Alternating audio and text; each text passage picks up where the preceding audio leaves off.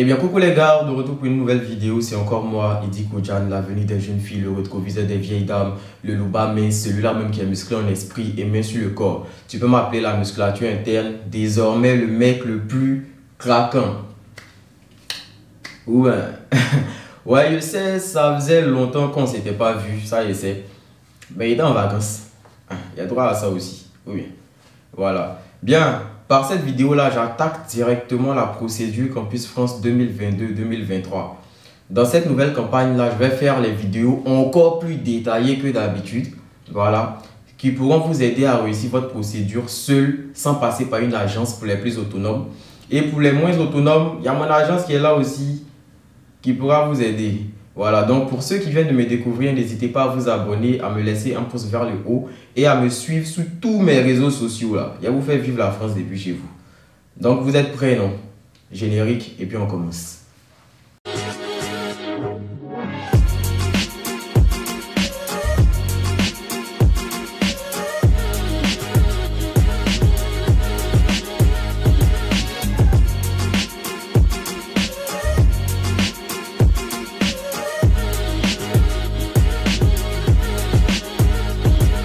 De retour.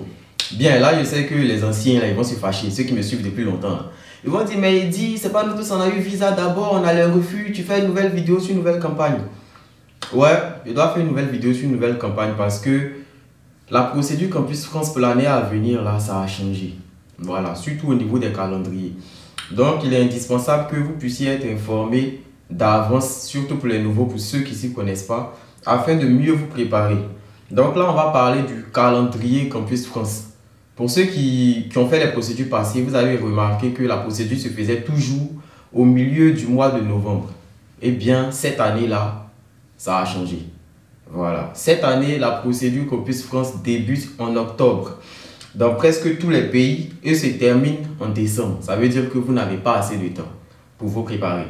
Voilà. Donc, il est indispensable que vous puissiez connaître déjà les papiers à fournir et comment candidater en fait. C'est pour ça que je fais cette vidéo là un mois avant pour que vous puissiez déjà savoir ce que vous avez à fournir. Je ne vais pas être long dans cette vidéo là, je vais juste citer quelques trucs et puis voilà, on va passer à autre chose dans les prochaines vidéos.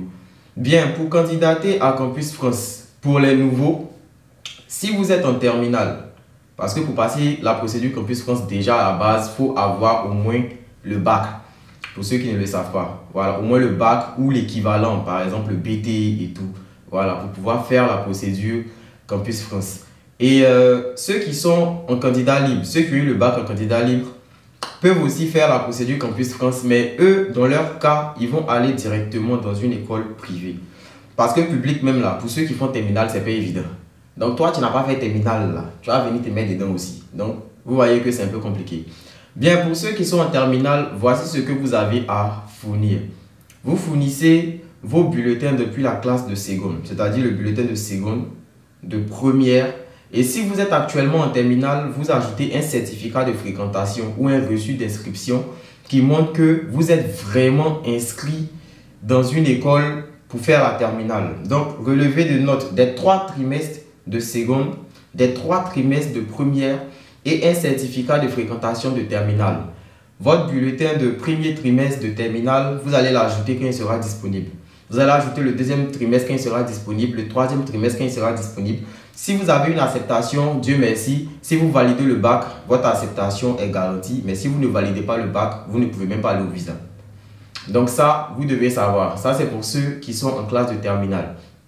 Pour les nouveaux bacheliers, vous allez fournir vos bulletins depuis la classe de seconde, c'est-à-dire seconde les 3 bulletins, première les 3 bulletins, terminale les 3 bulletins et un certificat de scolarité qui prouve que lorsque vous avez eu le bac là, pour 2021-2022, vous êtes inscrit dans une école. Donc c'est un peu ça. Pour ceux qui sont en L2, parce que quand il dit nouveau bachelier, je considère que vous êtes en L1. Pour ceux qui sont en L2, vous allez ajouter vos bulletins depuis la classe de première.